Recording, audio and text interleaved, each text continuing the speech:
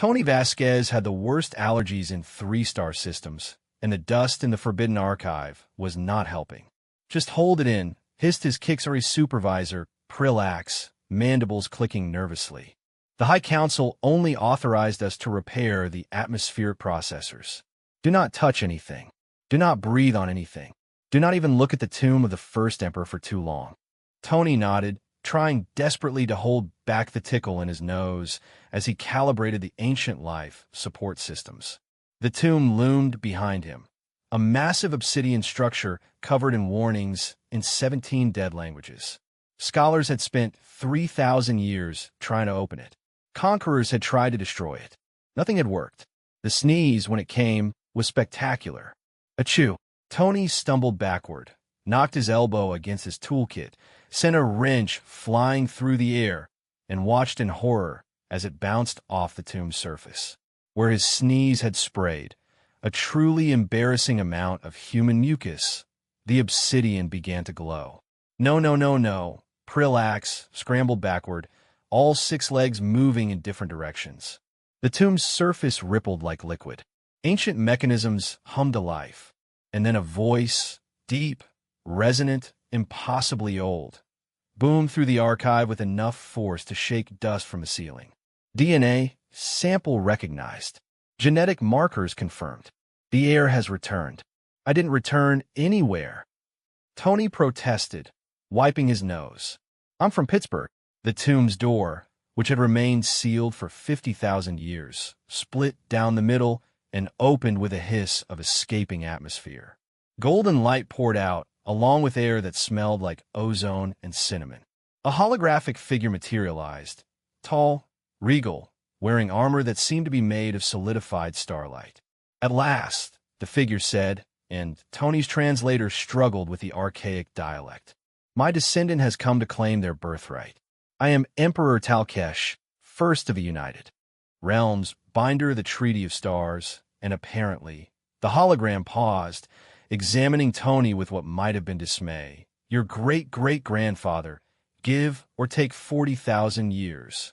"That's impossible," Tony said. "My family's from Earth. We've got a whole genealogy. There's pictures." "Earth." Talkesh's hologram brightened. "Yes, the colony world. I wondered if any of our seed survived." He circled Tony like a professor examining a specimen. "You're shorter than I expected. And what's wrong with your respiratory system?"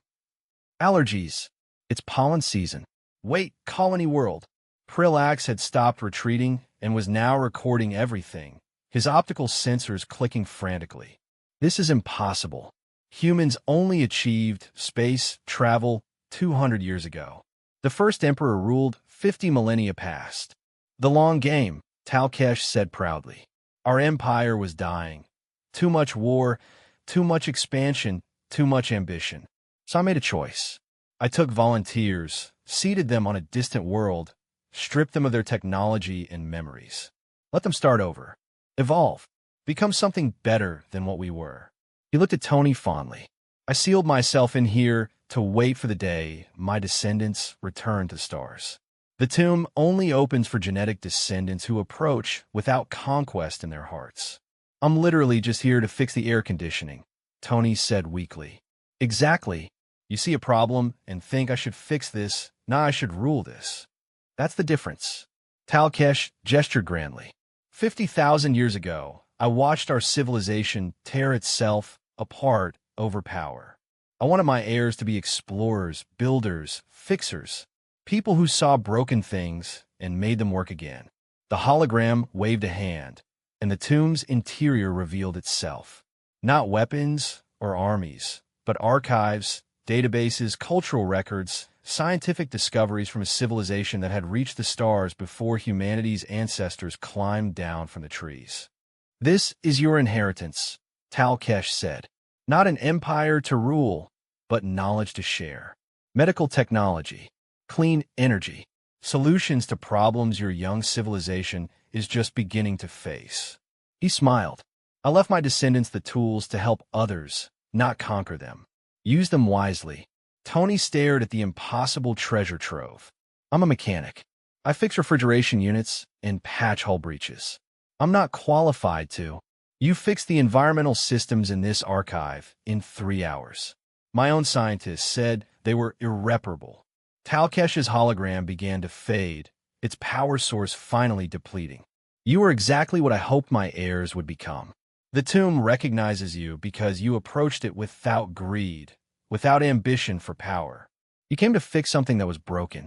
The hologram flickered one last time. Make me proud, heir of Pittsburgh, and perhaps invest in better antihistamines. Talkesh vanished, leaving Tony standing in the archive of a forgotten empire, holding a wrench and a used tissue, while Prillax transmitted footage that would rewrite galactic history. So, Tony said after a long moment, do I still get paid for fixing the processors, or? Prillax's laugh was slightly hysterical. The High Council is going to lose their collective minds. Tony sneezed again. Somewhere in the tomb's systems, something else activated, and another door began to open. It was going to be a long day.